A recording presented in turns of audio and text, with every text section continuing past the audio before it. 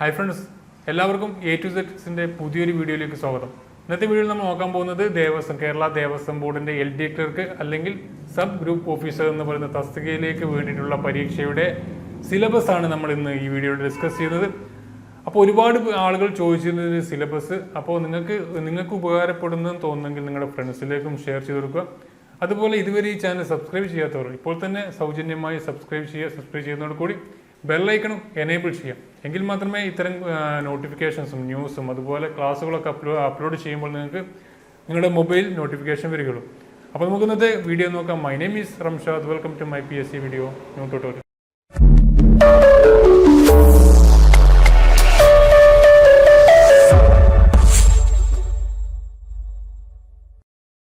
അപ്പോൾ ആദ്യമായിട്ടാണ് ഈ ഒരു പോസ്റ്റ് കാണുന്നത്, ഈ ഒരു വീഡിയോ കാണുന്നതെങ്കിൽ നിങ്ങൾ ഞാൻ ആ പോസ്റ്റിനെ കുറിച്ച് ആദ്യം പറയാം.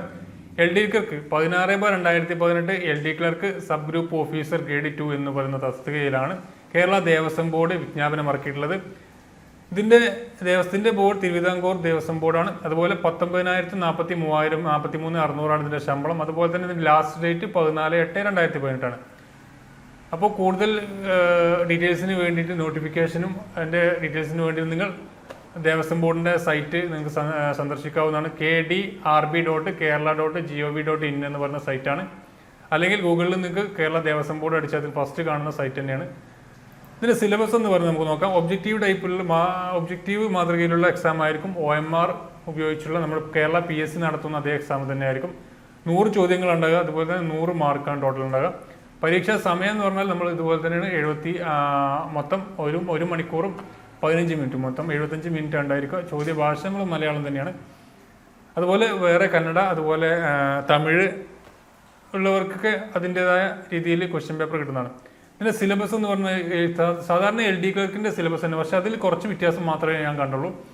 അതിൽ മൊത്തം 5 പാർട്ടായിട്ടാണ് സിലബസിനെ തിരിച്ചിരിക്കുന്നത്. സിലബസിന്റെ പൂർണ്ണ രൂപം സിലബസിൽ ഒരുപാട് ഇൻക്ലൂഡ് ചെയ്തിട്ടുണ്ട്. അതിന്റെ പൂർണ്ണ രൂപം ഞാൻ ലിങ്ക് കൊടുത്തിട്ടുണ്ട്. അത് അല്ലെങ്കിൽ PDF ലിങ്ക് ഞാൻ താഴെ ഡിസ്ക്രിപ്ഷനിൽ കൊടുത്തിട്ടുണ്ട്. അത് നിങ്ങൾ ചെക്ക് ചെയ്യുക, അതിൽ നോക്കി പഠിക്കുക.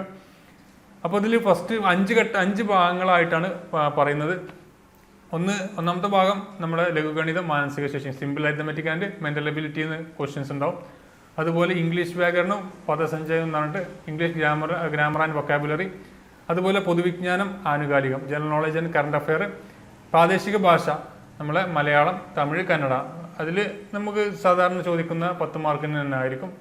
അതുപോലെ പിന്നെ ഈ സാധാരണ LD നിന്നും അഡീഷണലായിട്ട് ചോദിച്ചത് ഒരു പാട്ടുണ്ട് 20 മാർക്കിനായിരിക്കും ചോദിക്കുന്നത്. ഇതിൽ മാർക്കിൻ്റെ ഇത് തന്നിട്ടില്ല, പക്ഷേ 20 മാർക്കിനായിരിക്കും നമുക്ക് എഴുതാം. ക്ഷേത്രങ്ങളും ക്ഷേത്രഭരണം, ഹൈന്ദവ സംസ്കാരം, ആചാരാനുഷ്ഠാനങ്ങൾ എന്നിവയെക്കുറിച്ചുള്ള പൊതുവായ സാമാന്യ പരിജ്ഞാനം പറഞ്ഞിട്ടുണ്ട്. അപ്പോൾ അമ്പലങ്ങളെക്കുറിച്ചും മറ്റും കാര്യങ്ങളൊക്കെ പഠിച്ചിരിക്കുക. അതിന് 20 മാർക്കിനായിരിക്കും ചോദിക്കുന്നത്. അതിൻ്റെ മാർക്കിൻ്റെ ഇത് കൊടുത്തിട്ടില്ല, അതുകൊണ്ടാണ് അതിൻ്റെ മാർക്ക് വ്യക്തമായിട്ട് പറയാത്തത്.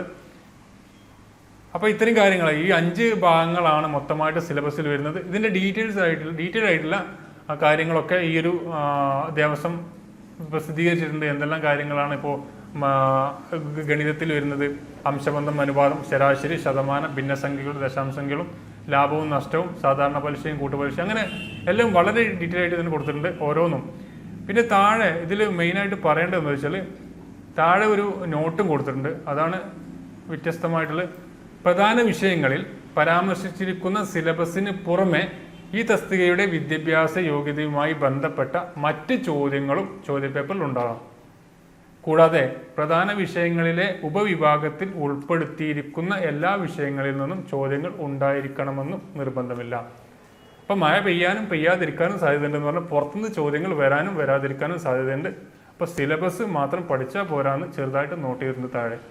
അപ്പോൾ അതും നിങ്ങൾ നോക്കി വെക്കുക. എന്നാലും സിലബസിൽ നിന്നും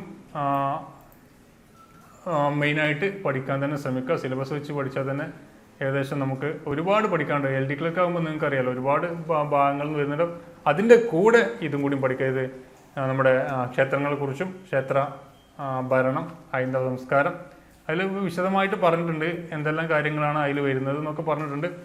അപ്പോൾ അതിൻ്റെ ഡീറ്റെയിൽ ആയിട്ടുള്ള ലിങ്ക്, ആ PDF ലിങ്ക് താഴെ കൊടുക്കുന്നുണ്ട്. നിങ്ങൾ എല്ലാവരും നോക്കുക.